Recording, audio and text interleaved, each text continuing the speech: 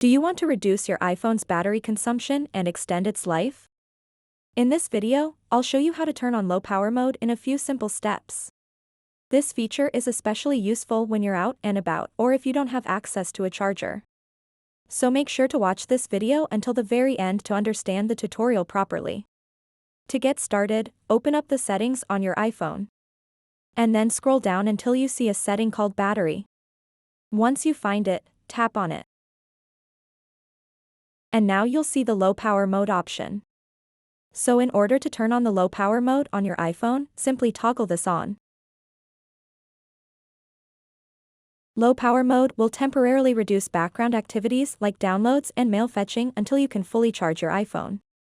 Also at the very top right of the screen, the battery icon's color has changed to indicate the low power mode is active right now. So that wraps up this tutorial. If you have any questions about this whole process, please let me know in the comments section below.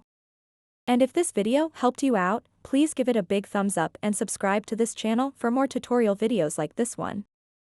Thank you so much for watching and have a good day.